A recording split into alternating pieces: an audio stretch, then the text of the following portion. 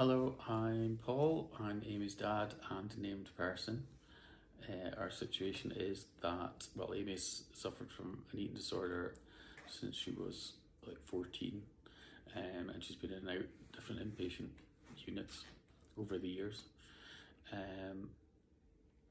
So 20 months ago, she was readmitted to the Eden unit, which is where we are now.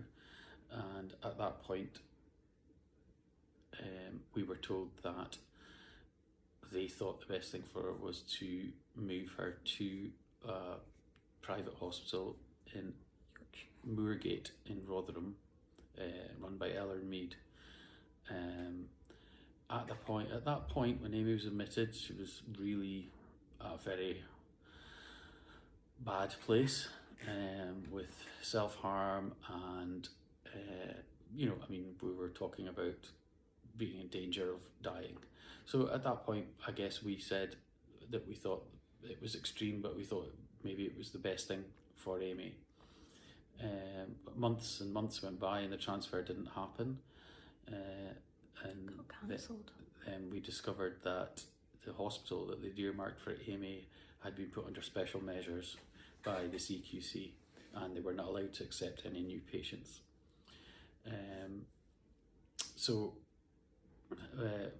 Time went on, and then they said, oh, they've got another place for Aimee to go to. And this was another hospital that was run by Aimee, which was in London. Rotherham's now closed. Rotherham's now closed. Yes. Is it now closed? Yeah. Okay. By this time, Aimee had made some decent progress in the Eden unit, and she was no longer in danger of dying. There were still issues around self-harm and things. Now, during the time that she's been in the Eden unit, we've since had a diagnosis of autism. Now, we suspected that was the case probably from when she was about 18. She was diagnosed with EUPD. We weren't sure when we were told what the criteria was. We didn't think it was a good match. It's called BPD. They've stopped the EUPD now anyway. It's back to BPD. Anyway, irrelevant.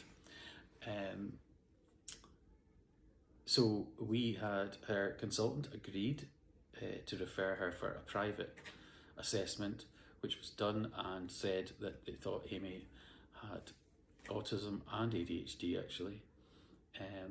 At this point, Aimee's health was really bad. She was moved to the Priory in Glasgow, where they said, oh, well, if she's been diagnosed with autism, then we'll take all that into account. And to begin with, it seemed like they were, and then they kind of just gave up with that idea, and just because it wasn't working for Aimee, or they didn't really know what they were doing.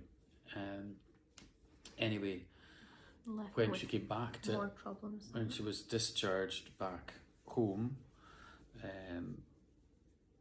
there were still a number of issues, but one of the things that the outpatients team were saying was that the assessment that she'd had privately didn't count, and that they didn't think she was autistic because it hadn't been done by the NHS. And then fast forward to 20 months ago, when she was admitted, and then we kept pushing, and then we finally got the NHS test done, and they said that Aimee was autistic too.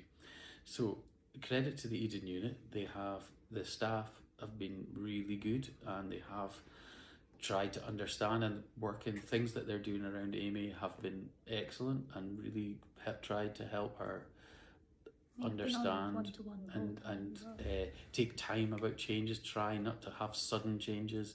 And certainly the permanent staff are really good, and they've really got an understanding, and then occasionally we'll have misunderstandings when it's maybe bank staff or something might cause a meltdown or whatever. So Aimee's still self-harming. It is regular self-harm, and we do think it's connected to her autism and just the stress that she's under. So currently at the moment,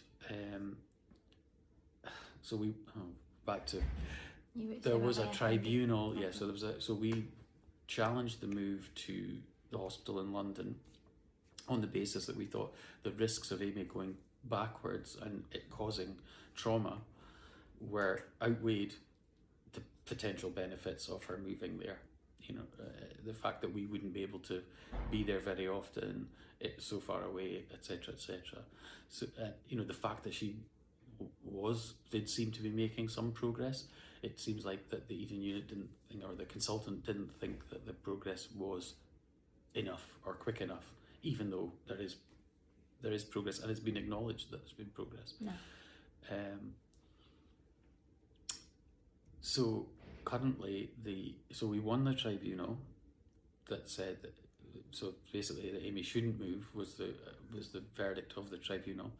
And then it was challenged by the NHS have challenged that decision, whereupon there was a hearing about over the fact that the tribunals. It was res judicata. It's called. Yes, res judicata. I must get into that. So there was a case just about the fact that legally were they allowed to just try again with another tribunal until they get the result that they want. So that was upheld. So they were told yet again that Aimee's not allowed to be moved. And so they've now appealed that decision. So this has now gone to a sheriff court, where they're going to judge the appeal about the res judicata decision. So that's kind of where we're sitting at the moment, in that we're hoping that obviously that that appeal doesn't go through. If that appeal does go through, then there'll be another tribunal to decide on the actual merits of moving Aimee to London. Meanwhile, we feel like we're still making progress, and Aimee's got a much better understanding since she was diagnosed with autism. I think she's got a much better understanding of her illness. I think she's making a lot of progress and kind of really recognising how the autism and the eating disorder interplay with each other. And I think sending her away is just going to put her back so far in the progress that she's made. It'll put me back to square one. Yeah, or that's worse. what you feel. Yeah. So that's the fear, that we lose the tribunal. Somehow we lose these cases and Aimee gets sent to London against her wishes, against our wishes, and that it will cause her stress, trauma, real damage, is what we feel about that.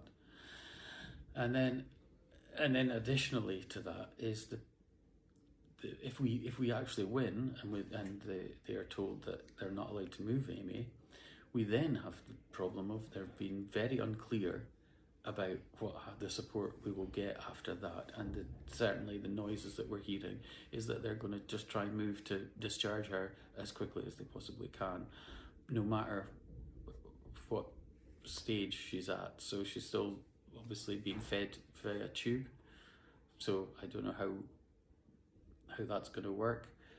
Is it the right thing? No, I think that she needs to stay in, and I think Aimee knows that. Do you feel like that you've still got work that you could do here before you come home, and we could stage it? It's staging it. I feel like I need a discharge date. I never said to discharge me straight away. I think a discharge date would be okay, but it's about. I feel like this is making me more homesick. All of it. So if that threat was removed, you might be able to relax a bit more in here. But they keep doing this, and then they take this away, and then it's. Yeah. So. But you do feel like if that threat was removed, you would still want to try and work on something, a plan, of a controlled plan towards discharge, so that you get the right support. And where's the support in the community that we would need? Because if there's no support, then the inevitable will happen, and you know that. So we need to have the right support in place. But we still think that the main thing that they're going on about with the transfer is that it's the best thing for her because of the rehabilitation and transition options, because they have annex. But they're kind of missing out on the part that she's still actually got to come home after that, back to Aberdeen. So I don't see how that can be seen as something that's really a particularly big advantage.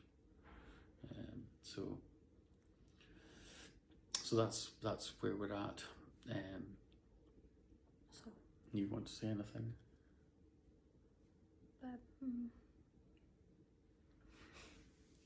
Or have I said it all? yeah. Yeah. I've probably got ADHD. That's why I talk too much. Okay.